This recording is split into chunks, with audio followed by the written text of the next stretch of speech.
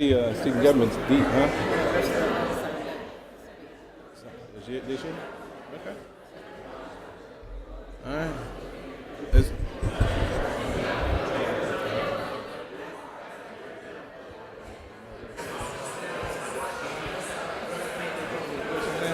so, all right.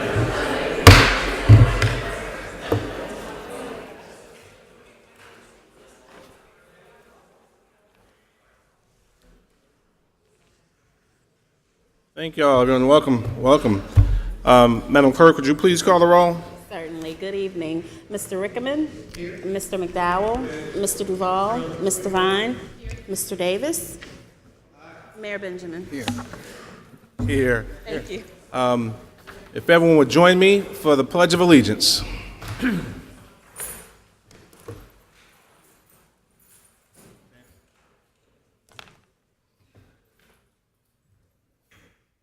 Pledge allegiance to the flag of the United States of America, to the republic for which it stands, one nation, under God, indivisible, with liberty and justice for all.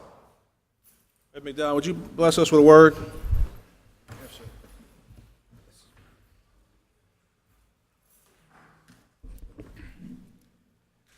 Oh Lord, for the beauty of this day and for all that you've done and shared with each of us today. Lord, we thank you for Columbia. We thank you for those who took care of us this past weekend. The old song says it much better than I. The storm is passed over. Hallelujah. Be with us tonight as we undergird ourselves with conversation. We would simply ask that our souls and our faith be undergirded with your presence. Touch us now. Remember those who are still shut away in their homes and in shelters because of the rising water. Touch us in a way that we might feel your anointing presence. Lord, we simply ask that you might keep in your prayers Amanda Nelson, a member of our team who suddenly passed away. We simply ask that you might be with our family, and with her family. We ask it in your name. Amen. Amen. Amen. All right, Madam City Manager. Yes, sir. Thank you, Mayor Benjamin. At this time, we would ask the council to adopt the agenda as outlined. Any discussion? Is there a motion? So move. Is there a second? Second. Any discussion with the previous question? Clerk, call the roll. Mr. Rickaman, Aye. Mr. McDowell, Yes. Mr. Duval, Aye. Mr. Vine, Mr. Davis, Mayor Benjamin. Aye. Asking for any public input related to these agenda items. Seeing none, we would ask council to approve the minutes of August 14, 2018. Is there a motion? Is there moved and seconded. Discussion? Seeing none, we'll move to the previous question. Clerk, call the roll. Mr. Rickaman, Aye. Mr. McDowell, Yes. Mr. Duval, Aye. Mr. Vine, Mr. Davis, Aye. Mayor Benjamin. Aye. Council is asked to approve the consent agenda items 5 through 17. Is there a motion? So move. Is there a second? Second. Is there any discussion? Seeing none, we'll move to the previous question. The clerk will call roll. Mr. Rickaman, Aye. Mr. McDowell, Yes. Mr. Duval, Aye. Mr. Vine, Aye. Mr. Davis, Mayor Benjamin. Aye. Consideration of bids and agreements. Item 18, council is asked to approve an economic development grant agreement for establishment of the City Grit Workforce Development and Culinary Training Program as requested by the Office of Economic Development. The award to Small Sugar LLC in an amount not to exceed $50,000. The firm is located in Columbia, South Carolina. Is there additional language you have for us in this, Mr. Coleman, or are we good? All right. All right. Those, okay. All right, is there a motion? So move. Is there a second? Moved by Mr. McDowell, second by Ms. Devon. Discussion. Move the previous question. Clerk, call the roll. Mr. Rickaman, Aye. Mr. McDowell. Yes. Mr. Duval. Aye. Mr. Vine. Aye. Mr. Davis. Aye. Mayor Benjamin. Aye. Item 19, council is asked to approve an economic development grant agreement for the establishment of an advanced technology delivery center as requested by the Office of Economic Development, award to Capgemini US LLC in an amount not to exceed $50,000. This firm is also located in Columbia, South Carolina. Is there a motion? So move. Is there a second? Second. Any discussion? I would just, Mr. Rickman. I would just ask in the future that we just say it's 50,000 and not to exceed 50,000. I mean, it's 50,000 on each one, and just make it where it is what the grant is. Sure. I think I copied that over from something previously. So. Clarification. Address styling in the future, but I think that's accurate and necessary and transparent. We'll move to the previous question. Clerk, call a roll. Mr. Rickman. Aye. Mr. McDowell. Yes. Mr. Duval. Aye. Mr. Vine. Aye. Mr. Davis. Mayor Benjamin. Aye. Thank you, Ryan. Mayor Benjamin, if you indulge me as we begin the presentation period, I just wanted to read a brief statement. Good evening. I wanted to take just a moment to convey my sincere thanks to the city staff for their hard work and diligence during Hurricane Florence. Our emergency operations team worked together seamlessly, and we have received multiple expressions of thanks and commendations on the responsiveness of our staff in all of our departments. Each team member was very willing to work around the clock if necessary to ensure that our citizens were informed, safe, and connected to city services. Columbia is truly fortunate to have such a dynamic group of professionals and subject matter experts, and as a city manager, I'm proud and honored to lead this phenomenal group of public servants. Our city also has the advantage of having great leaders. Thank you to the mayor and all city council members for participating in our press conferences and for being our ambassadors in the community to help share information and make us aware of specific needs in certain areas of our city. All of the staff appreciate your support. We are blessed that our city was not severely impacted. However, the City of Columbia's forces stand ready to help our fellow cities and communities in both South Carolina and North Carolina that have critical needs following Hurricane Florence. We have been communicating with South Carolina emergency management officials, and they know that they can call on Columbia if there are staffing needs or resources that we can share. We encourage our citizens who want to help those in need to visit our website at columbiasc.net to find information about ways to donate or volunteer. Thank you.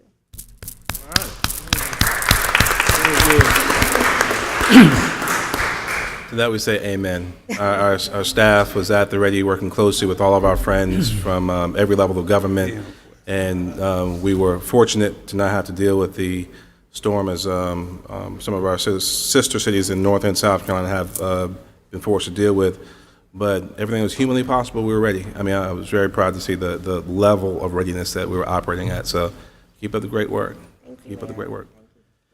All right. Let's keep going. Mr. Mayor, Mr. Duval. I'd also like to add the thanks from the town of Chirral to the city of Columbia.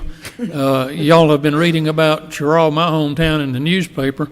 They have lost their water intake and had lost the capacity to get water to their raw water treatment. The city of Columbia first sent a 16-inch valve that Chirral did not have to allow them to access a water source, which gave them capacity for domestic water. And today we have released 2 of our pumps to go to Chirral to get their plant back in operation for industrial customers, which are over 50% of the water supply in Chirral. But those plants have been shut down and the people have not been working for the last week because of the storm and the lack of water. So my thanks to Columbia and the Columbia staff for their fine work. Amen. Thank you. Mr. Duval. Our prayers are certainly with Cheryl. And we'll continue to pray for everyone and our fire staff who's en route to Darlington, Mr. Mayor, with 2 engines as part of the request that they think I think they need 12, so taking part in that. Good. Our presentations start with a recognition of Mr. Ronnie Lee, Lead Equipment Operator, as the September 2018 Employee of the Month. Mr. Robert Anderson, Director of Public Works, to make the presentation. Robert, you've been working out. I know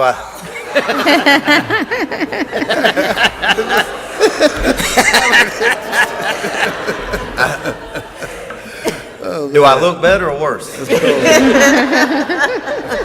Robert, you know who your friends are, okay? You know who your friends are. That's all I'm saying. Mr. John Hook, sorry, John, I didn't see you No coming. problem. My name is John Hooks. I'm the Solid Waste Superintendent for the Solid Waste Division. This evening, I have the pleasure of introducing the Employee of the Month for the City of Columbia. This month's winner works in the Solid Waste Division as Equipment Operator Elite. This position operates an automated side load, picking up garbage and recycling roll carts. Our winner this evening comes to us after 3.5 years. He was a maintenance assistant and worked his way up through the division. A maintenance assistant in the Solid Waste Division kind of does whatever we need, whatever the demands of the division is. He could be driving a trash truck one day, and he could be dumping roll carts on the back of a rear loader the next. A winner this month is one of our most reliable operators. On a day-to-day basis, he always finishes his route and is willing to assist others with their routes that may have fallen behind. He works well independently and always shows top-notch customer service to our citizens.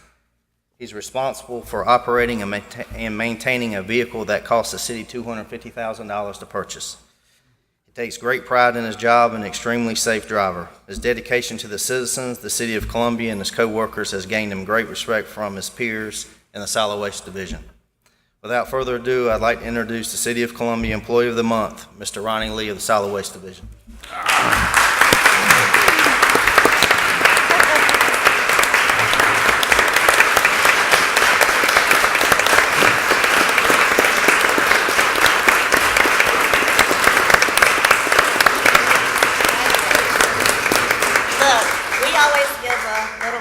Little something, it's not much, but it'll help out, and I think I'm just gonna go ahead and hand it over.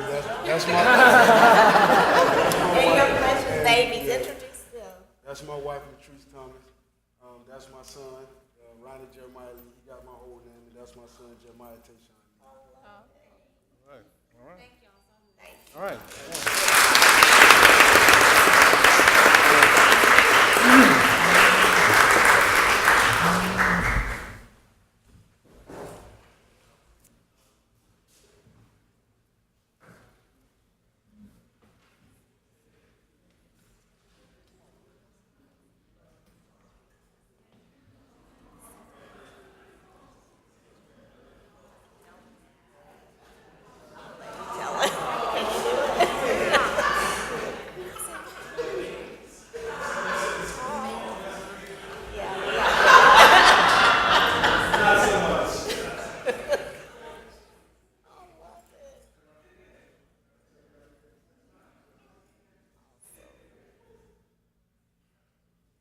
Where's Robert?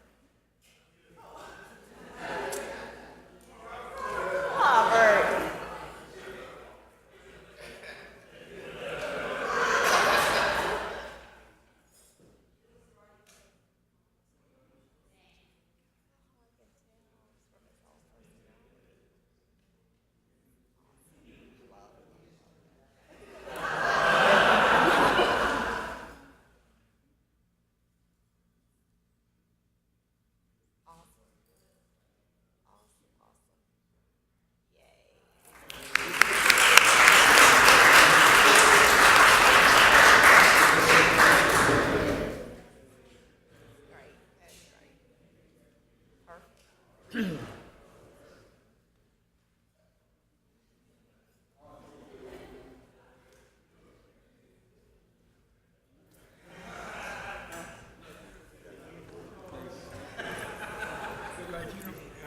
Mayor and council, as you all take your seats, Gloria brought something to my attention that I really want her to share real quick. She's almost in tears up I here. know. Ronnie Lee, I'm so proud of you. Remember me? Coming in. TN Development Corporation, the Work It Up job training program. Work it out, yeah. I just want you to know that he actually participated in the Work It Up job training program and got his CDL license through the grant that was provided for Midlands Tech Quick Jobs. Oh, yeah. And Robert, thank you so much. Where are you? That's nice. You're just moving all around. Thank you so much for hiring Mr. Lee. He's a great guy. I'm just very proud. Thank you. Awesome. All right. Very good. Perfect. Y'all take care. Y'all see the babies love me, y'all. What's wrong with you guys? The babies love me. you're trying to tell them, Bonita. That was amazing. Thank you, Mayor Benjamin. That was sweet. Our next presentation is Suicide Prevention Awareness Day, the Honorable Mayor Stephen K. Benjamin. It's a very serious issue. Who's going to receive this on behalf? Thank you. I'm going to read this proclamation as best I can. I told you guys about this small point, so we're going to bring my reading glasses next time. Whereas September is known across the United States as National Suicide Prevention Awareness Month, is intended to help promote awareness surrounding each of the suicide prevention resources available to us and our community. And whereas the simple goal of the month of prevention is to learn how to help those around us and how to talk about suicide without increasing the risk of harm. And whereas suicidal thoughts can affect almost anyone, regardless of age, gender, race, orientation, income level, religion, or background. And whereas, according to the CDC, each year more than 41,000 people die by suicide. And whereas suicide is the 10th leading cause of death among adults in the U.S. and second leading cause of death among people aged 10 years old to 24 years old. And whereas Columbia chooses to publicly state and place our full support behind local educators, mental health professionals, athletic coaches, PAC leaders, police officers, and parents as partners in supporting our community and simply being available to one another. And whereas local organizations like Suicide Prevention Services and national organizations like the National Alliance on Mental Illness are on the front lines of a battle that many still refuse to discuss in public, as suicide and mental illness remain a stigmatized topic to speak on. And whereas the City of Columbia recognizes the importance of amplifying efforts for suicide prevention so that residents locally and abroad may understand the importance of good mental health and be aware of the resources available to them. Now, therefore, I, Stephen K. Benjamin, Mayor of the City of Columbia, along with my fellow members of Columbia City Council, do hereby proclaim September 18th, 2018 to be National Suicide Prevention Awareness Day, and September to be National Suicide Prevention Awareness Month in the great city of Columbia, and urge my fellow citizens to recognize and participate in its observance. Please, you can have a word? Please. Thank you. I'm Dr. Ricky Brandon. Nice to meet all you guys. Just wanted to kind of make you guys aware that we have two major resources for mental illness. One is the NAMI, National Association of Mental Illness, and then I'm associated with the South Carolina Learning Disabilities Association. What we try to do is work with a lot of the mental illness and learning disabilities kind of go hand in hand. The more severe those issues, the more likelihood of suicide. So those are great resources. You can Google both of those organizations. If you're interested in supporting those, you can join professional memberships. They're both nonprofits, really good organizations to be involved with. Thank you. Yep. Thank you so much.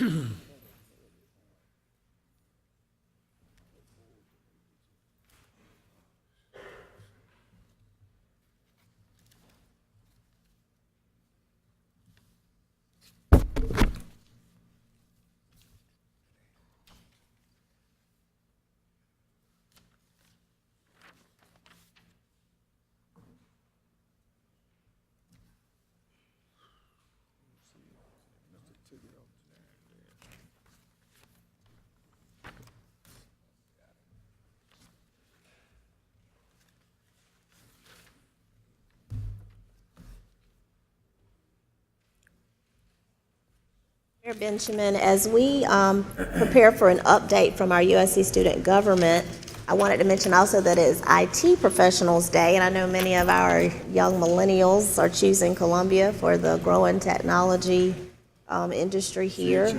But I wanted to mention that because we have lots of IT professionals in our city that help us daily, including to put these meetings on. So I wanted to recognize them and ask now for Mr. Taylor Wright, President of the University of South Carolina Student Government, to come forward for an update.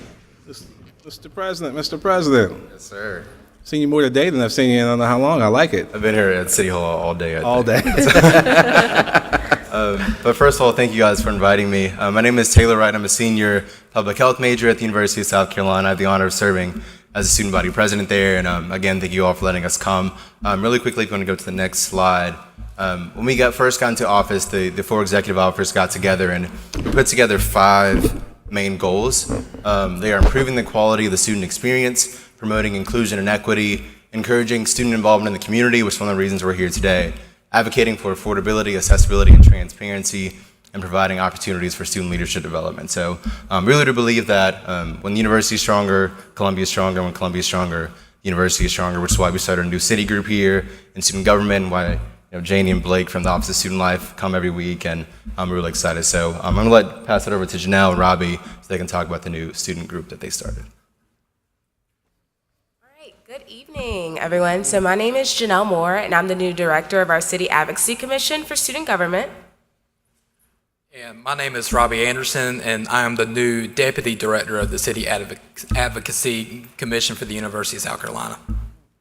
So the City Advocacy Commission is our new city lobbying group. The main goal of the commission is to forge long-lasting connections between USC with City Council as well as Mayor Benjamin. And the commission, So plans for 2019, since it's our first year, we're very preliminary, but these are things that we're thinking of doing to promote that interconnectivity. So we want to have a direct point of contact on the team for every city council member, and the mayor's direct point of contact will be Robbie and I. We want to have a potential lunch with the mayor and any city council members who want to attend to discuss how USC students can better Columbia as a whole. And also we're planning a conference later in the semester with Richland 1 and Richland 2 high schools, as well as our counterparts in the community, Columbia College, Allen University, Benedict University. And the conference is about the necessity of civic engagement, which I hope you all will consider attending. And that's basically it for City Advocacy Commission. We'll be following up within 2 weeks. We're actually in the process of picking our team right now, but each of you will have an email from your direct point of contact very soon. And we'll also follow up after this meeting, Robbie and I. Excellent. Yes, and really quickly, a couple major projects that we're working on over the next couple weeks. One is Stigma for USC. It's a week dedicated, next week, dedicated to breaking the negative stigma around mental health on our campus. So we have a lot of events, the Amazing Race, which is a way to find resources around campus, a Mirrorless Monday to really promote positive body image, candlelight vigil for those who were affected by suicide, really kind of timely here today. Yoga class, again, body image, diet stone work goes in line with that as well, and a mindfulness walk as well. So really kind of powerful events to really get people to reflect on breaking that stigma. So that was that'll be next week. So feel free to promote that or come to campus if you guys wish. And then city-university partnerships are the thing we're working on as well. And basically be a way to use the city as a laboratory for students. So we met this morning with the Comet, with Columbia Police Department, with Lauren and Corey, as well as representative from Fireflies. So basically be using professors, semester-long projects, working on bettering the city while also giving students some positive experience as well. So this is a partnership we're really, really proud of working on, and we're excited for the future. So I'll be sure to update you guys as we continue moving forward with this. But that's all for us. Any questions for us? No, you guys are off to a great start. I love student government, and love all the work that you guys do. We also, in our work session today, talked about our comprehensive planning process and how we start literally bring together all the different aspects of the city and start planning for the next 20 years, and wanting you all to be a very integral part of that process. So we'll be doing some follow up with you in that regard. But I look forward. Who's paying for lunch, by the way? We paying for lunch? Y'all paying for lunch? We'll let Pastides pay for it. How about that? We'll let Dr. Pastides pay for it. But looking forward to the active and constant engagement. And obviously, you know how to get me quickly. Yes, sir. Some things require long sit-down meetings, and some things require just a quick phone call that you need answers to.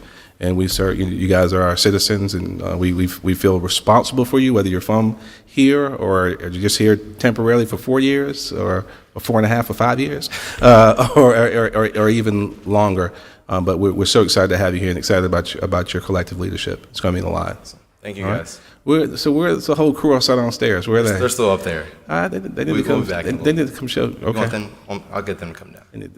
We need to see them. I got you. All right. Thank you, guys. All right. Thank you. Thank you.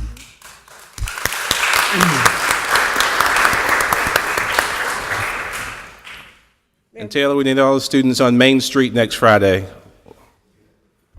All right. All right, Mayor Benjamin. Our next final presentation for the evening, the Food Policy Committee update to Council. Mr. John Newman and Ms. Amy Weaver, co-chairs of the Food Policy Committee.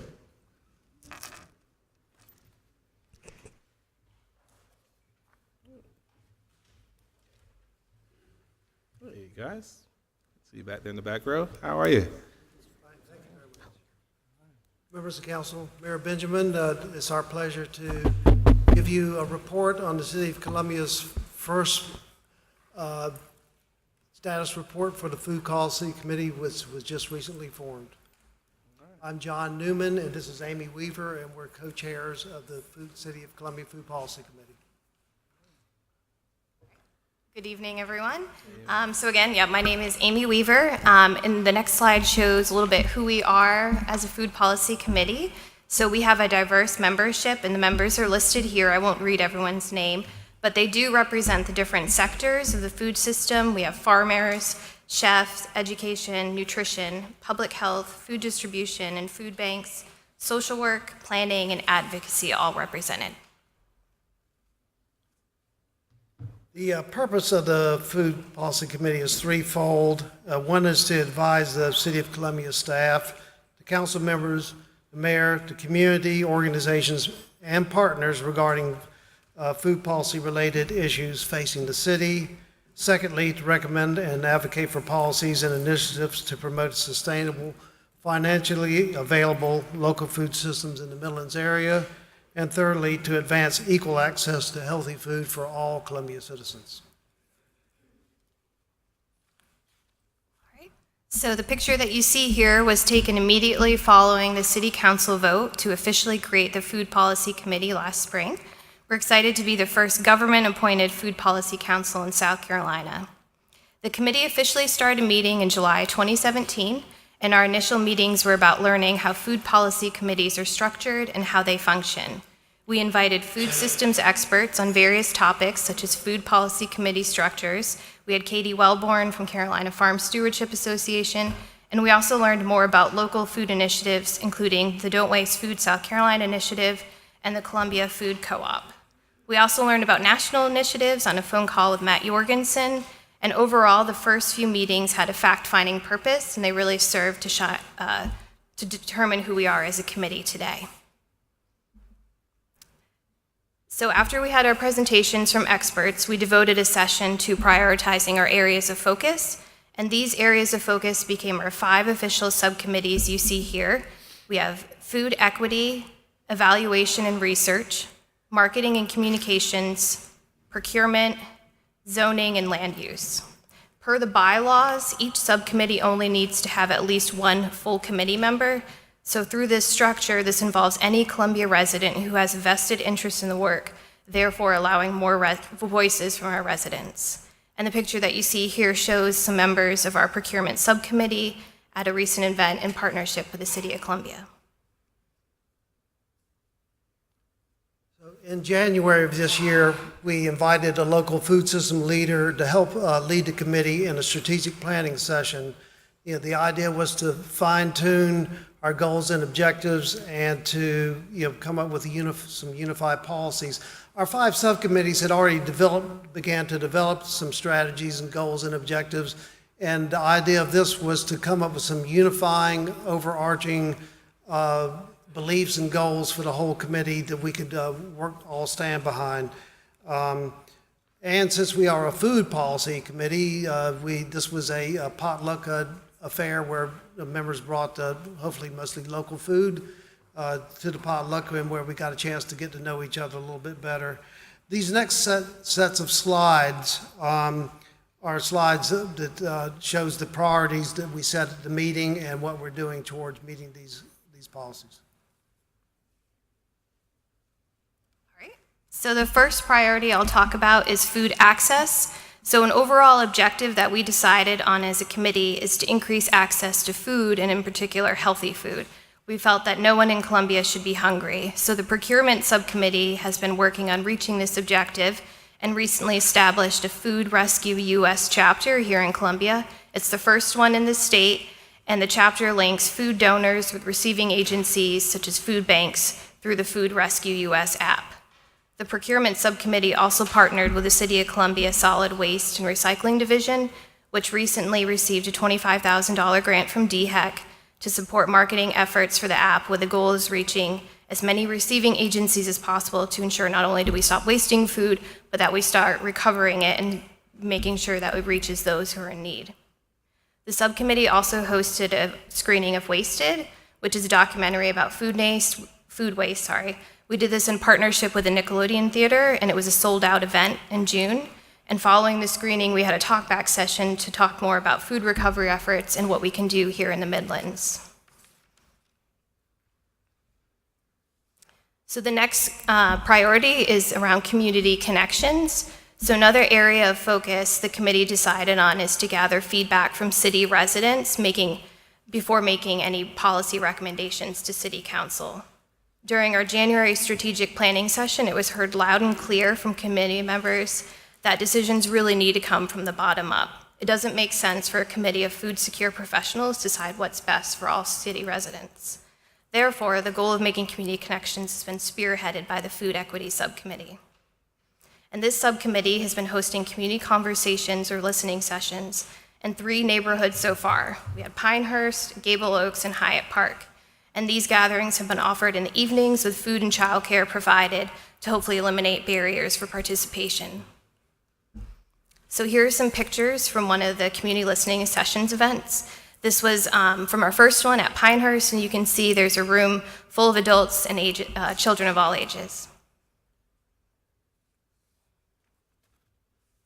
And here's another picture. This is from the Gable Oaks gathering. To date, we had the 3 gatherings that I mentioned, reaching nearly 200 residents.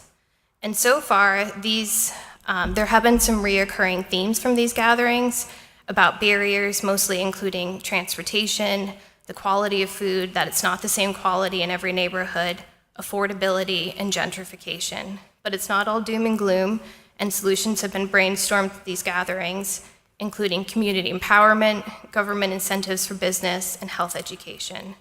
And there's also plans to host more gatherings and see if some of the same themes are arising or if they're new themes that we haven't heard yet. The Food Equity Subcommittee plans to take what they learned from these sessions to make informed decisions about recommendations, including future policy recommendations to y'all. The funding for this community gatherings was from a grant called the Healthy Insights Midlands Grants, awarded from the South Carolina Association for Economic Development, and it was awarded to Midlands Food Alliance and Central Midlands Council of Governments, and we partnered with the Food Policy Committee's Equity Subcommittee to help fund these gatherings, to provide refreshments and snacks and for childcare or whatsoever. The grant was to develop a toolkit for public forum event planning, and we use these gatherings as kind of a laboratory to develop the toolkit.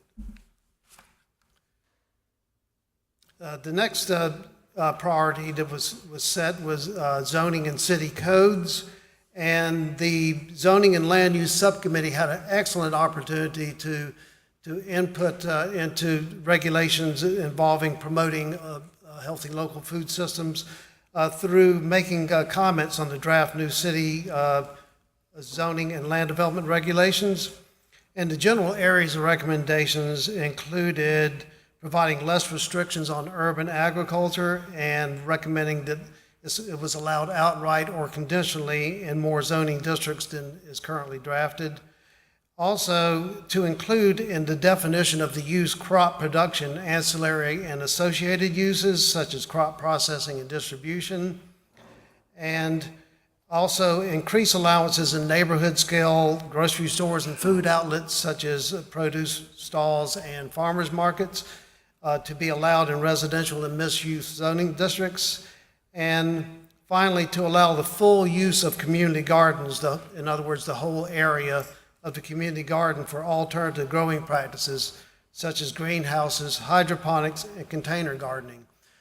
Committee members also met with the city animal services, and we had discussions about the success of the city's chicken ordinance and how that's working out and how we could maybe expand that. And now the animal services is looking into reviewing their regulations on livestock to see if there's some way that can help promote access to local foods.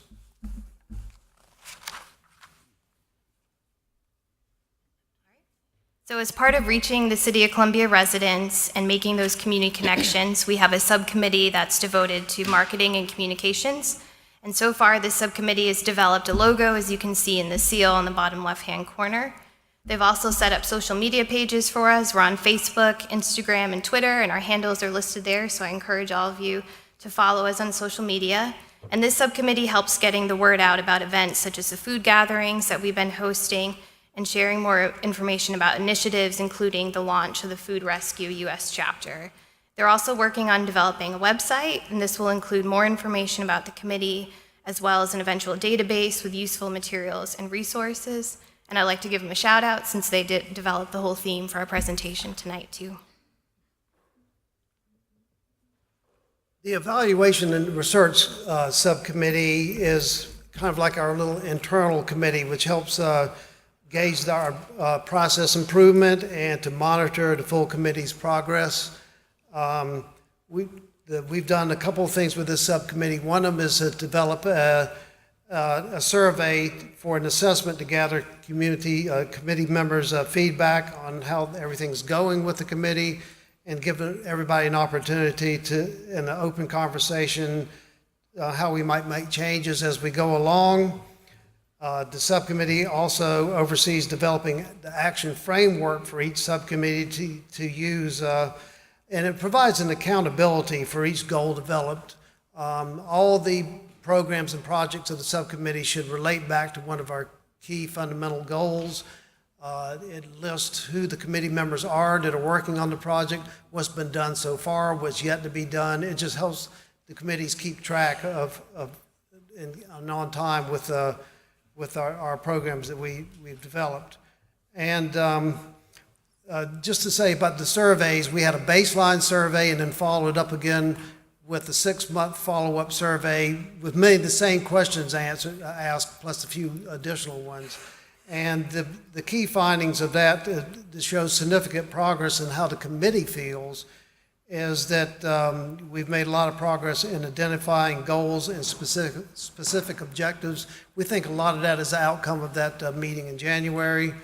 Also, committee members feel more comfortable and able to provide input and ask questions, and they feel more comfortable and acquainted with one another and how we can act together as a cohesive unit, because many of us didn't know each other or where we were coming from, but food system policies cover a whole range of issues, and many people came with their own specific little area of interest. So it took us a while to come together as a unit, and we feel like we're moving forward in that regard. The top comment received in the surveys was that leaders from local affected communities should be selected to serve on the committee, not just local food experts.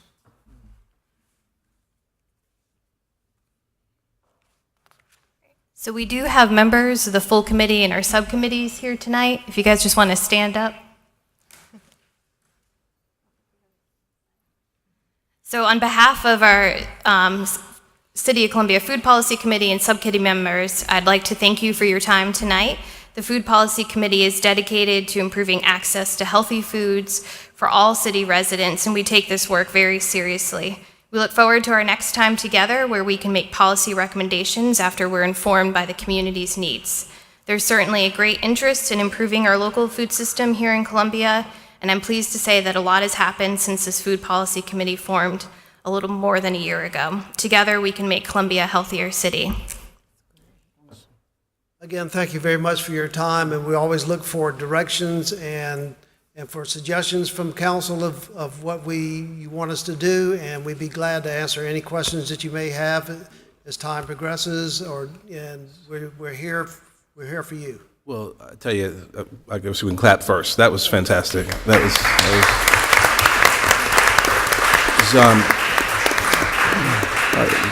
the two of you and the entire committee, very thoughtful and comprehensive. I mean, the presentation, but just highlighting the progress. I love the fact that you're not just data-driven, but also pushing to be very inclusive. Oftentimes, we follow numbers, but we don't reach out to the community, including making some of the recommendations, some of the input you shared with us. And if that is one of the recommendations about expanding the group to be more inclusive of some of our active community leaders, be looking forward to hearing more. But this is awesome, guys. You're making some great progress, and you got to make sure we know exactly how we can be supportive of the work that you're continuing to do. Also, John, the comprehensive planning process, make sure that they're actively involved in the Columbia Compass. Notice. Huh? Okay. Gave us notice. Okay, good. We need you actively involved in just determining how we're going to chart out the next several decades in Columbia. But this is great work, y'all. Thank you for your leadership. It makes a difference, huge difference. All right. Thank you. Mr. Mayor, you have a little bit of time before your zoning We skip over that. hearing, so if we Sure. could maybe take up the CAPER presentation, are you willing to do that? Yeah. Okay. Where thank you, are we sir. now? That would be item 30. If you could open a public hearing, Mr. Mayor, for the Community Development Draft 2018 Consolidated Annual Performance Evaluation Report, the CAPER, final public hearing, Ms. Dolly Bristow, Community Development Administrator. Absolutely. Hey, Dolly. Good evening, Mayor, City Council members. Truly, it's an honor to be in front of you this evening. And I, on behalf of Community Development, would like to present and introduce the Citizens Advisory Committee chairperson, Mr. Tig Watts, who's going to do the presentation for our 17 consolidated annual performance and evaluation report for community development, block grant, and home and HOPWA federal programs. So at this time. Thank you, Dolly. Thank you, Mayor Benjamin. Esteemed members of council, it's always good to be here today. You know the routine. In accordance with the U.S. Code of Federal Regulations, Title 24, Part 91, the City of Columbia is preparing a draft consolidated annual performance and evaluation report for fiscal year 2016-2017, my apologies. Citizens have the opportunity to comment on performance of the 3 entitlement programs, Community Development Block Grant, Home Investment Partnerships, and Housing Opportunities for Persons with AIDS. Through the citizens participation process, the city's comment period began on August 25th, and it will conclude a week from today on September 25th. Tonight's public hearing will be the final public hearing of that process, and a copy of the draft CAPER executive summary has been posted on the city's website for comment.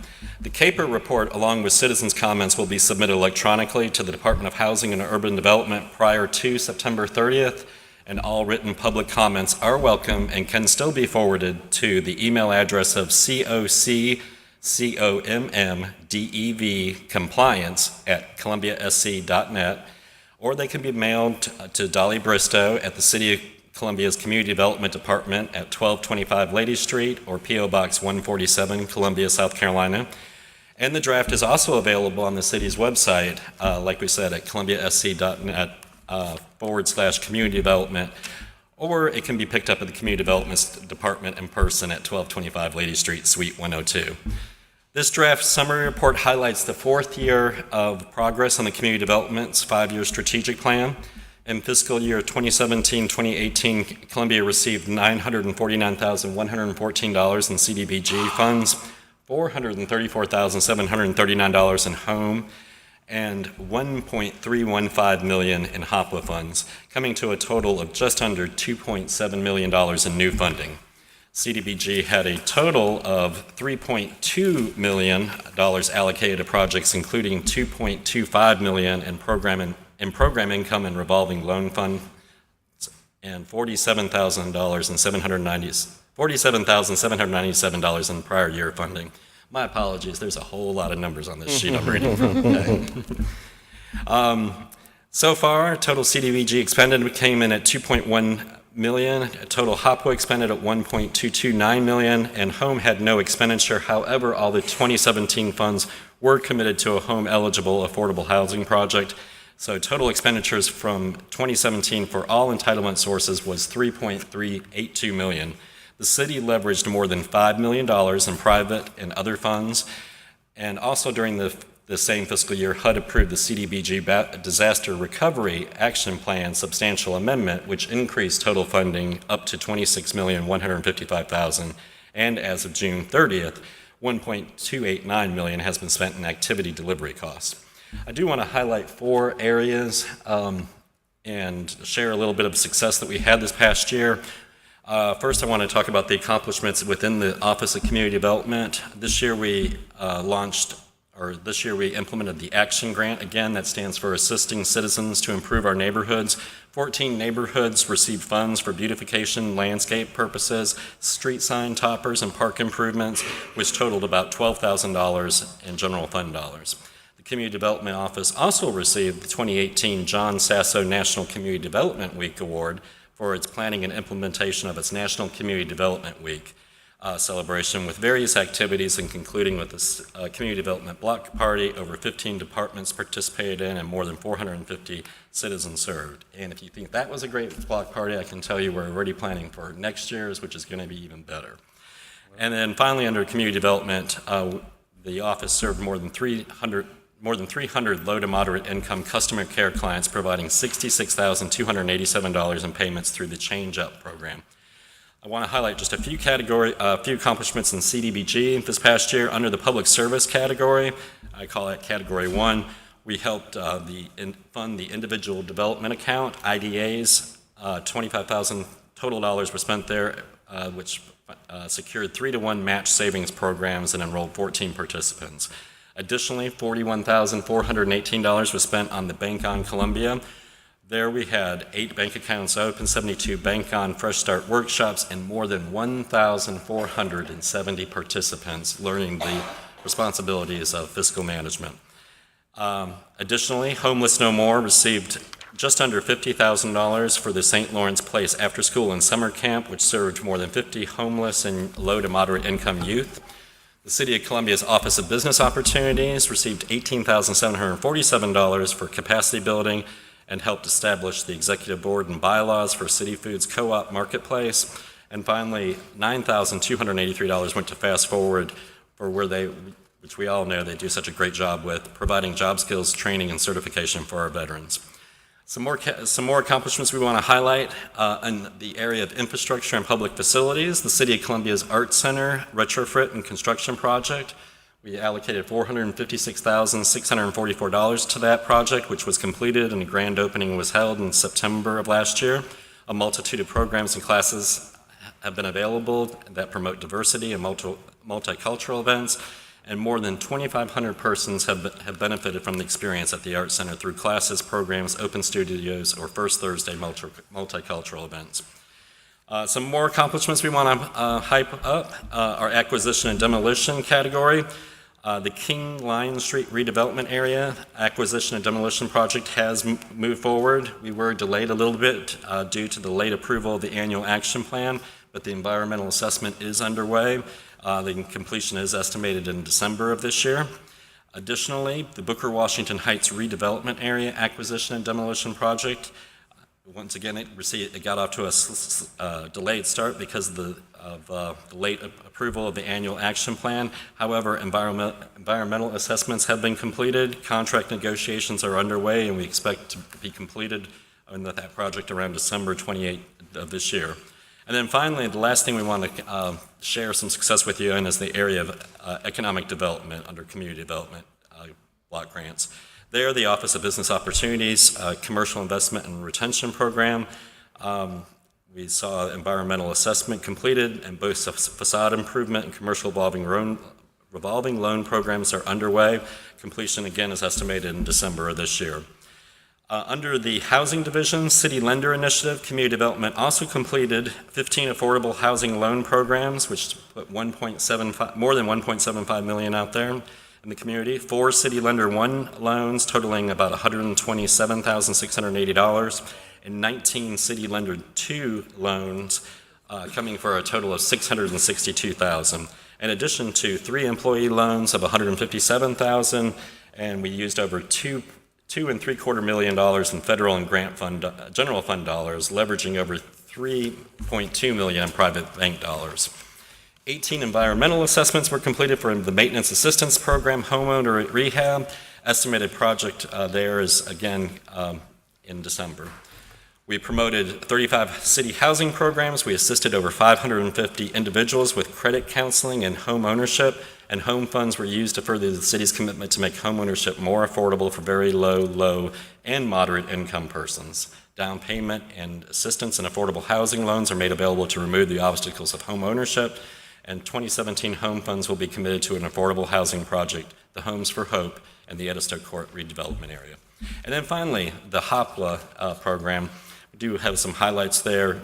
These funds were used to assist persons within the City of Columbia, Richland, Lexington, Kershaw, Fairfield, Saluda, and Calhoun counties. The city utilized an online application process through Zoom grants, and 6 sponsors were awarded: the Cooperative Ministry, Columbia Housing Authorities, MHA Transitions, Palmetto AIDS Life Support Services, the University of South Carolina, and the Upper Savannah Care Services.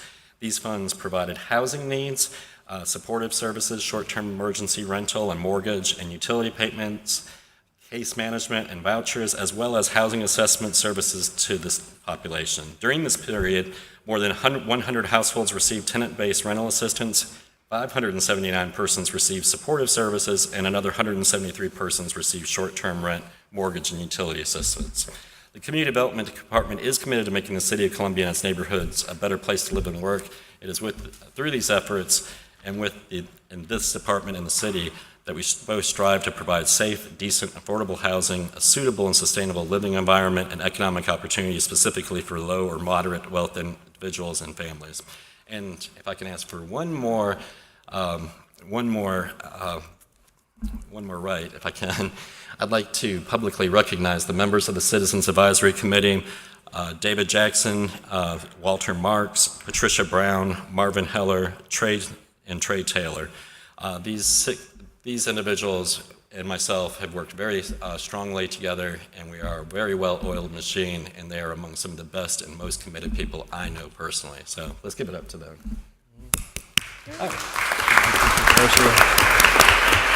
And finally, I want to brag just a little bit on staff. We would be completely lost if it was not for staff. So the good people known as Dolly Bristow, Gloria Saeed, and everybody else in this office, we owe a debt of gratitude to, and the City of Columbia owes that debt of gratitude to. They keep us on pace, they keep us from breaking the law, and they keep our I's dotted and T's crossed. With that being said, there is a public hearing that will need to be go into, but we do want to end it by asking that we formally request City Council's approval to submit the 2017 CAPER report to HUD prior to September 30th, 2018. Oh, okay. I'm so sorry. See, community development is really good. When I was reading off the list of the members of the CAC, I left one off by mistake. Gloria's on it. I also want to thank Ursula Polaris for her participation and her contributions to this committee. We would be lost without everybody's help. So with that being said, I'll open up to any questions or... Thank you. No, please. Did you? No, well, I do want to say something, but do we have to do the public hearing first? Okay. Do we? Okay. I'll say right here. Any public input on this? I would say this. Thank you, first of all, so much for a comprehensive report. And there's certain things you have to do as a matter of procedure and get through the entire report. The executive summary that you gave us is very comprehensive. Let's make sure. I want us to be able to do a better job telling stories. We're touching a lot of people, touching a lot of communities. Touching a lot of communities that probably don't feel like they've been touched enough over the last several years. But the work we're doing, Farrar Road and Booker Washington Heights and Edisto Court and King Line Street, the folks that Gloria, your comments earlier about the Work It Up program and the way it's helped change that young man's trajectory in life, we got to start adding the personal narrative so people see the impact that we're having on helping change lives in our community. So we need another document that still touches on the same information, but begins to add some layers so people understand how their city's working for them, and how obviously we make decisions as policymakers, but how citizen volunteers, volunteer leaders are helping drive the change along with our great staff. So let's spend some time doing that. But very, very well done, and I love the fact that we're hitting on the areas that we've designated as priorities as a council, and looking forward to. My guess is by the time we're back here again next year, we're going to see some pretty significant progress in many of these targeted areas. So thank you. Are there any citizens who want to speak on this report on the plan? All right, council, any discussion or a motion? I just echo the mayor's conversation. I mean, I think that, especially because we go through it in public hearing, we go through it so fast, sometimes the impact could be lost. And so we definitely want to make sure that people recognize the impact of what's happening and the investment in our communities. So There are 30 different stories in there. I mean, there are more than that. And let's make sure people know how they're being touched. Actually, if I could throw this number out there, there's probably closer to about 125,000 different stories, to be honest, because really the reach through the community development department is immeasurable, to be honest. I mean, there's a way to measure it, but the impact and the spillover stories, that's exactly right. And we're in full agreement with you too on the narrative. I'm not the best voice when we're talking about best numbers and that, but I think next year's report, you'll probably see more interactivity, more participation from recipients, so they can tell those stories, and probably more bells and whistles.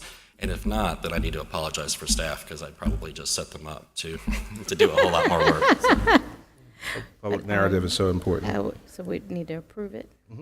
I'd so move approval of the caper. All right, is there a second? Second. Discussion. Seeing none, move the previous question. Clerk, call a roll. Mr. Rickerman? Aye. Mr. McDowell? Mr. Duval? Aye. Mr. Vine? Aye. Mr. Davis? Mayor Benjamin? Aye, and thank you all so much for your leadership on this. It makes a big difference, big difference. Mayor Benjamin, you all are able to open your zoning planning matters for public hearing, first reading, starting with item 24. Ms. Hampton will come forward. Good evening. I'm going to open your zoning public hearing this evening and pass it over to Mr. Andrew Livingood for a presentation of an annexation that I believe you will be interested in.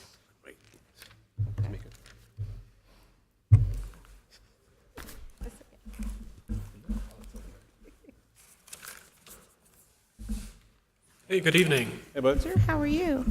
Good. Good. So far. Oh, absolutely. Yeah, it'll be all great. So thanks for having me. And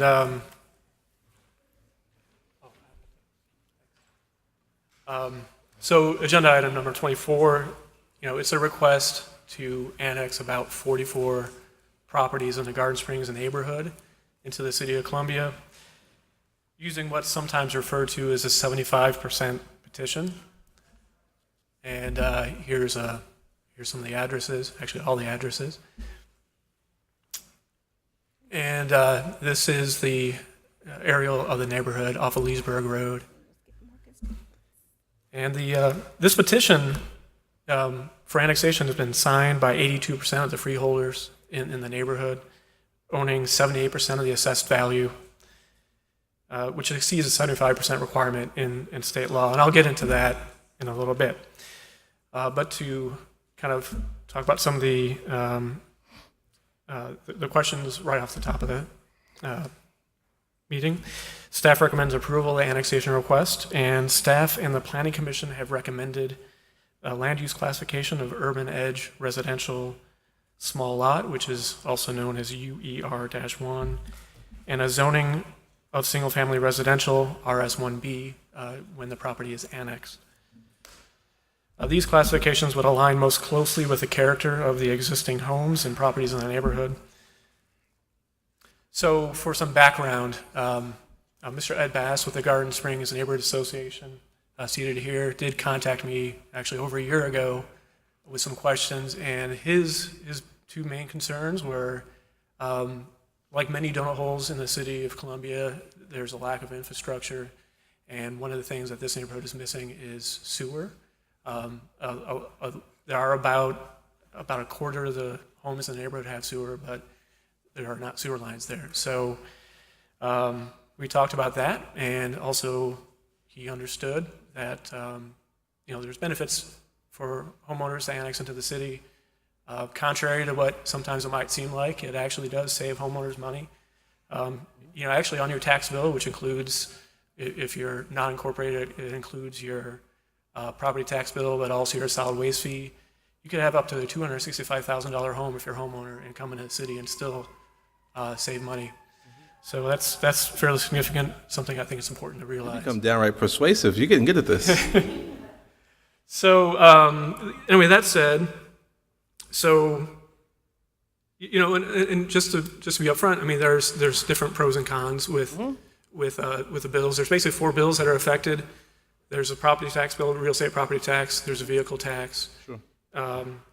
There's water and sewer bills, and there's electric and gas bills that are affected. And you tend to save money on your property tax bill. You spend a little money on. We spend more than enough time on this. Okay, gotcha. All right. Fair enough. I mean, we have. You don't Okay. you have to convince council. Yeah. Is there anyone here to speak in favor of or against this? Is anyone here speaking against it or in favor? In favor? You please. Fair enough. I'm Ed Bass. I'm the president of the Garden Springs Neighborhood Association, and all of our neighbors, 44 of the 62 or 3 homes are in favor of this. So they wanted me to say, please accept us into your city. We'd love to have you. Love to have you. Is anyone else here to speak in favor of or against this? In favor as well. Is there a motion, Mr. Rickerman? So moved. Is there a second? I think about 5 or 6 seconds. Anyone, Madam Clerk, would you please call the roll? Mr. Rickerman? Aye. Mr. McDowell? Mr. Duval? Aye. Mr. Vine? Aye. Mr. Davis? Aye. Mayor Benjamin? Aye. Welcome, We got one more reading, but this is a start. Unanimous. I'm sorry. Aye. Madam Clerk, I look forward to welcoming the neighborhood into the city. Two. Yeah. Mr. Mayor, Yes, sir. is this our first 75% annexation? Not the first, but for the first in what, 18 years? 18 years. None of us. So it's been have working. one, yeah. That's He's been working very hard on it. this is this is a significant move forward, and we're excited about it. All right. We will continue with your zoning public hearing with an annexation comprehensive map amendment and zoning map amendment at 201 South Marion Street, a request to annex, assign a land use classification of SD5 and a zoning classification of RG1 and CC1. Move approval. Now, do we need to get public comment on this? So this is all public hearing. It is a hearing, yes. Okay. Do we have anyone here to speak in favor of or against this? Saying none, we have a motion and a proper second. Move the previous question. Clerk, call the roll. Mr. Rickerman? Aye. Mr. McDowell? Mr. Duval? Aye. Mr. Vine? Aye. Mr. Davis? Aye. Mayor Benjamin? Aye. A zoning map amendment, also known as a rezoning at 25, 19, 21, and 23 Reed Street. This is a request to rezone the parcel from RG2 to neighborhood commercial C2. Is there anyone here to speak in favor of or against this? I see the applicant obviously is here. Ms.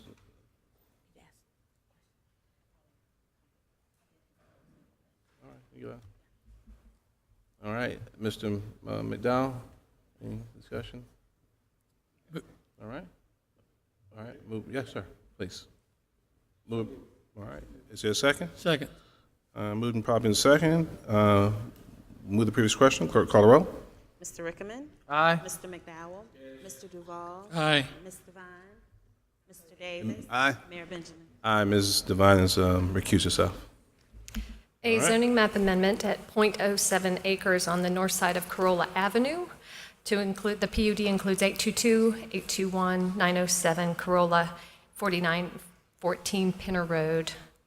This is a request to rezone the parcel from PUDR to PUDR and RS3. Is there anyone here to speak in favor of or against this? Davis? Just a little bit of background, this is to facilitate the construction of homes here. Celtic Works is redeveloping this, has worked with Columbia College to amend the zoning. Fantastic. Is there a motion? So moved. Is there a second? Second. Any discussion? With the previous question, clerk call the roll. Mr. Rickman. Aye. Mr. McDowell. Mr. Duval. Aye. Mr. Vine. Aye. Mr. Davis. Aye. Mayor Benjamin. Aye. Numbers 28 and 29 are both zoning text amendments. This is to facilitate the public bike share kiosks, which we will soon be deploying, and allowing advertising on those.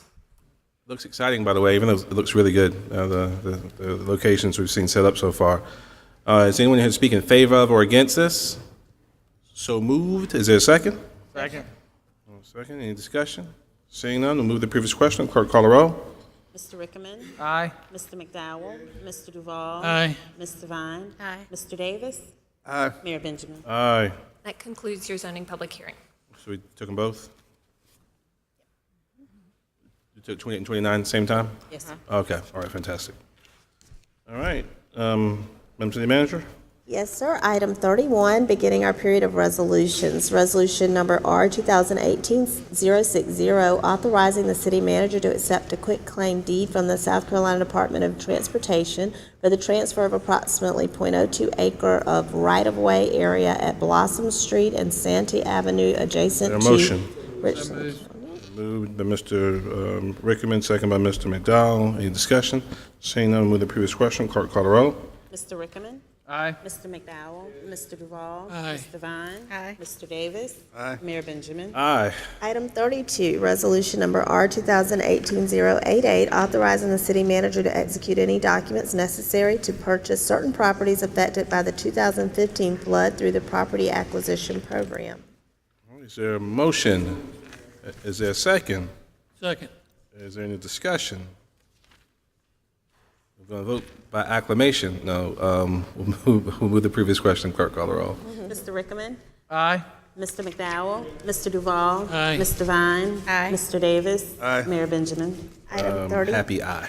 All right. Item 33, resolution number R 2018-091, authorizing the city manager to execute a release of parking restrictions between the City of Columbia and Divine District Residential LLC for the property known as .72 acres and .56 acres on the northwestern corner of Maple Street and Divine Street. Is there a motion? Can we get some explanation on this one? All right. I just had a Yes. couple Sure. inquiries, and I Sure. just want to make sure I I can. think it has to do with a property transfer that occurred a while back, and then the owner's name changed, and it's more of a cleanup. But Well, that's legal what can speak I had to a it. couple of calls from neighbors just trying to understand it because it is, that basically that's the redevelopment of that building. We're getting apartments built on the back, and then they had, Mr. Goodall used to have parking in multiple areas around, and so I think everybody's just trying to understand, is it a change in the requirements because we're already challenged on My it? understanding is no parking requirements have changed, Mr. Rickman, but if I need to This is clarify the anything deed additional to restriction that. cleanup? Is that Yeah, what I it think it is? was just the name change for the owner on number Well, it was 33. approved by legal. It was, and we asked lots of questions of them. 33, the one with the name change. This is the one that it was, I think it was back in 2016, and it never got recorded. And then when they went to call us about recording it, there's been a name change, so we had to change the name to get it recorded. Thank you. No, I didn't. All right. All right. The motion by Mr. McDowell, is there a second? Second. Second by Mr. Rickman. Any discussion? Seeing none, we'll move to the previous question. Clerk call the roll. Mr. Rickman. Aye. Mr. McDowell. Mr. Duval. Aye. Mr. Vine. Aye. Mr. Davis. Aye. Mayor Benjamin. Aye. 34, resolution number R 2018-094, adopting a policy and criteria to consider the inclusion of real property in a multi-county industrial park to apply Richland County Special Source Revenue Credit incentive to real property within the corporate limits of the City of Columbia, developed with the inclusion of structured public parking within the project. Is there a motion? So moved. Is there a second? Second. Any discussion? Seeing none, we'll move to the previous question. The clerk call the roll. Mr. Rickman. Aye. Mr. McDowell. Mr. Duval. Aye. Mr. Vine. Mr. Davis. Aye. Mayor Benjamin. Aye. Ordinance's first reading, item 35, ordinance number 2018-055, approval for granting an easement to South Carolina Telecommunications Group Holdings, LLC, otherwise known as Spirit Communications, Spirit, along a portion of city-owned property identified as Richland County TMS number 090. Is there a motion? Move approval. Is there a second? Second. Any discussion? Seeing none, we'll move to the previous question. The clerk call the roll. Mr. Rickman. Aye. Mr. McDowell. Mr. Duval. Aye. Mr. Vine. Mr. Davis. Aye. Mayor Benjamin. Aye. Item 36, ordinance number 2018-057, authorizing consumption of beer and wine beverages only at the 2019 Famously Hot New Year event. So moved. Is there a second? Second. Any discussion? Seeing none, we'll move to the previous question. The clerk call the roll. Mr. Rickman. Aye. Mr. McDowell. Mr. Duval. Aye. Mr. Vine. Mr. Davis. Aye. Mayor Benjamin. Aye. Item 37, ordinance number 2018-058, granting an encroachment to the Girl Scouts of South Carolina Mountain to Midlands, Inc. for the use of the right-of-way areas of the 1100 block of Is there a Williams. motion? Is there a second? Second. Any discussion? Seeing none, we'll move to the previous question. Clerk call the roll. Mr. Rickman. Aye. Mr. McDowell. Mr. Duval. Aye. Mr. Vine. Mr. Davis. Aye. Mayor Benjamin. Aye. Ms. Duncan, we love the Girl Scouts, you know that. So, thank y'all. All right. Item 38, ordinance number 2018-059, granting an encroachment to Solar Station LLC for use of the Esplanade right-of-way area for installation and maintenance of a concrete patio, landscaping, and irrigation system adjacent to its building at 600 Canal Side Street in Richland County, and for the use of the right-of-way area of the 300 block of Taylor Street, 1500 block of William Street, and 1600 block of William Street for installation and maintenance of a community sign adjacent to its building at 300 Taylor Street. Is there a motion? Move approval. Is there a second? Second. Any discussion? Seeing none, we'll move to the previous question. The clerk will call the roll. Mr. Rickman. Aye. Mr. McDowell. Mr. Duval. Aye. Mr. Vine. Mr. Davis. Aye. Mayor Benjamin. Aye. Item 39, ordinance number 2018-060, authorizing the city manager to execute a contract of sale, deed, and any other documents necessary to consummate the transfer of parcel A located on the southern side of Blossom Street and Santee Avenue, adjacent to Richland County, to Santee Saluda LLC. Is there a motion? So moved. Is there a second? I moved and moved and second. Is there any discussion? Seeing none, move the previous question and clerk call the roll. Mr. Rickman. Aye. Mr. McDowell. Mr. Duval. Aye. Mr. Vine. Mr. Davis. Aye. Mayor Benjamin. Aye. Mr. Mayor, moving into a period of appointments, Ms. Ashley Jenkins will assist council this evening in Ms. Belton's absence. Items 40 and 41. First up, the Design Development Review Commission. Appointment of 2 individuals. So we have 2 slots available on DDRC, 1 realtor and 1 planner. Yes, but no planner. Sorry. No One of them is a community representative and the other one's a city planner. We have a realtor on Harris Kahn. Okay. Where's the memo? So we can have anybody on one and we have to have a city planner on the other slot. Thank you for that correction, however. Well, you take them one at a time. Yes. All right. Excuse me, Mayor. I would. And actually, there's not a planner that applied during this process for this Right. one. I think Mr. Rickman wanted to hold that one so that he could look for that position within District 4. Which Is position? that correct? Well, technically, based on what Mr. Duval has brought forward, Wait, let's make sure that, I think, I've got them right here. You want me to read them to you? yeah, who you have? Okay, the architect is Tom Savory, the lawyer is Jim Daniel, architect historian is Angie Fuller Wilt, city planner is vacant, real estate developer and broker is Harris Kahn, architect with historic preservation is Robert Broom, community rep is Bob Wynn, community rep is Paul Balknight, and community rep is vacant. Which seat? Still have it. Which seat are we talking about? you got 3 community representatives, so you can get a real estate. Yeah, you got 3 reps, and we got 1 vacancy in community rep, which can be anybody. And then we need somebody with city planning experience. I'd like to recommend Michelle Moore take the community rep position. And leave that other one for Mr. We're talking about DDRC. DDRC. So let's make sure, because I know I saw at a report earlier that we were missing a planner. Do we have? So we have a planner. We don't have a planner. We don't have a planner. Are we required to have a planner? Yes. But we have 2 slots available, so we can make 1 appointment now and hold the other. We didn't have a planner who applied, so we can advertise or, recruit. We can recruit. re-advertise it, absolutely. Turn all the stones. Okay, so the realtor slot is not vacant, unlike the memo says vacant. Okay. Okay. Make sure. Community spot, so it could be Michelle Moore. And I would second that. So where it says vacant, where it says realtor, Ms. Belton said that it actually can be a community rep as well. I mean, she's a realtor, but I also think she's very community-oriented. I spoke with her.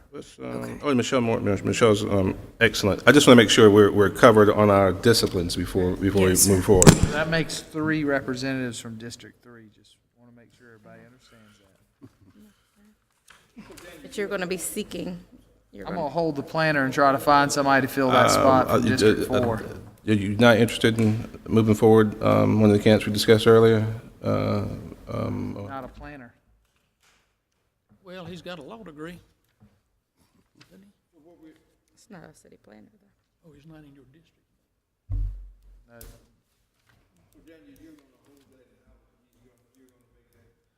Yeah, I'd like to make the motion, and Ms. Devine has seconded that for Michelle Moore to take the community rep position. And we'll delay the city planner and let Mr. Rickman look for. Thank you. I'm in a state of unreadiness. Give me 1 second, Mr. Parliamentarian. I know that's not in Robert's rules, but hold on 1 second. Hold on 1 second if that's a technical. There are actually currently 4 members from District 3 because the old Hampton Loop is not in District 4 anymore. It's actually in District 3. So Harris Cone is in District 3. He's in 3, so if you count him, Tom, Jim Daniel, and Robert Broom, you got 4 people from District 3. I think that's a little bit unbalanced. Yeah, there's no. We'll leave you the land. And there's currently no I'm not just representation. talking about me, I'm talking about District Districts 4. 1 and 2, too. I mean, we just can't dominate with one area. This is not a rare situation, but a good situation in which we actually have 4 very good applicants for these slots, but we also are driven and required to meet the statutory requirements of having the different disciplines represented here. What do you guys think as a district balance? These are the ones who. Yes, sir. These are the 4 applicants right here. 4, 2 outside the city, 1 in District 3. The challenge is that we have we have Bob's 1 community rep. But you got Michelle over there. Yeah, Michelle. You gonna hold that? Michelle's District 3, and that's up first right now. We talking about 2. She's strong. You got Harris, who's actually District 3. Tom's District 3. Paul's District 1. This is actually a community rep slot that's vacant, not realtor. Latoya was our planner who resigned. She moved. Yeah, she moved Jim outside the city. Jim is the attorney. Angie Fuller-Wilt, and architect. Can we not?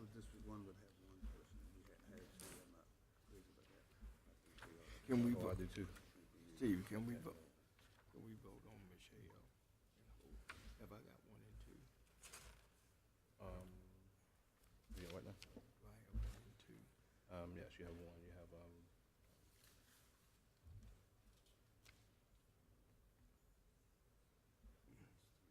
Yes, sir, 3 years. And we'll have four. And we'll have four. Can we not, Hey, can we,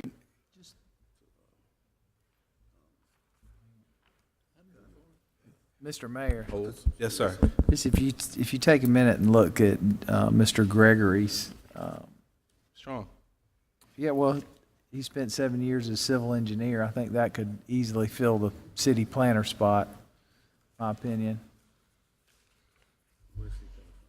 As we look over at the attorneys, I think he could too, but He lives right on the border of District 4, which might make Mr. Rickerman happy. Yep.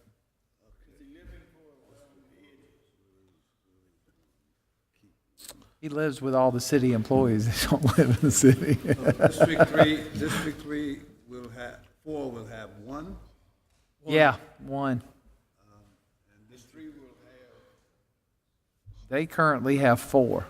District 3 has 4? Mm-hmm. Yeah, I kind of agree with you a little bit there. I kind of agree with you a little bit there. Only one. District 1 has 2. Actually, they got 3. District 1 is losing a. Yeah, they got 2. One plan, a She's- very she's valuable significant, person. yeah. She's Very significant. significant. I'd like to see if we could somehow replace that person. No, not tonight. Well, we only don't have have any 2. applications. We have 2 applications that are good. If you'll accept Mr. Gregory as the city planner position, I'd be supportive of that. But he's not a city planner. He's a civil engineer. He's a civil, he has had I civil mean, I think, engineering. I think it's pretty close. Is that what you want? I mean, I would support him. Absolutely. And I'd support his application too, but I want to make sure we're operating within the letter of our ordinance. And that's What does Krista say? Krista still? the Krista's back there. Krista, yeah. They were wondering her opinion on whether or not that would meet.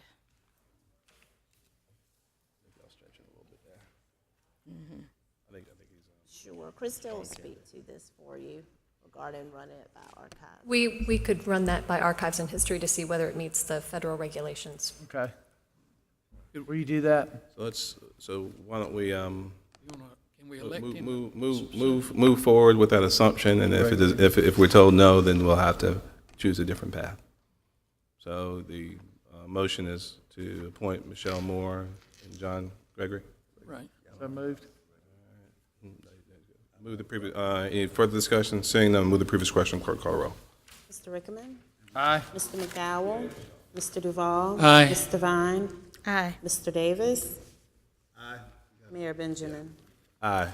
Will you all need to ratify that, or just per your motion, as long as Krista We'll doesn't just, find out any once we other find out from information? staff that it's okay, then we'll just reconfirm it at the next meeting. How about that?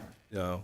They And, have to and, sit- I want to say again, we have 4 excellent applicants, and I think we're going to be privileged to have any and all of them serve. So let's get immediate feedback from State Archives. All right. All right. Now, what else we have? What's the last one? The Midlands Authority for Convention, Sports, and Tourism.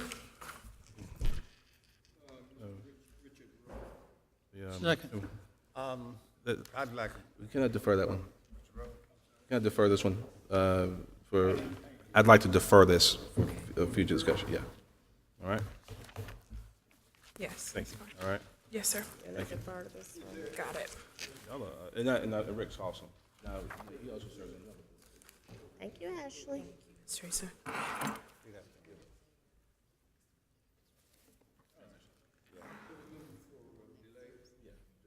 Next week.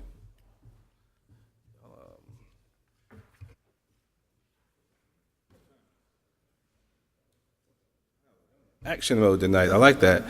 Madam City Manager? Yes, sir. Mr. Mayor, I don't believe you have any matters from your work session for consideration.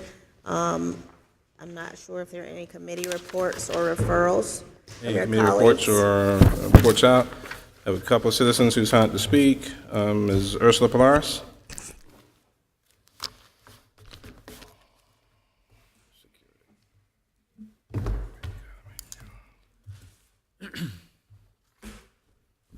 Hello. Hello. Good evening. Mr. Benjamin and City Council and City Manager. I did not want to start this way, but since I was omitted from the Citizen Advisory Committee, I'm going to start by mentioning that as far as being an active member in my community and my neighborhood. It just, unfortunately, it's hard not to take it personally when not only am I in my first, I've served over 4 years, I'm in my second term, and I came today as they asked us to, and then I get omitted. It's sort of like not having a voice and being here.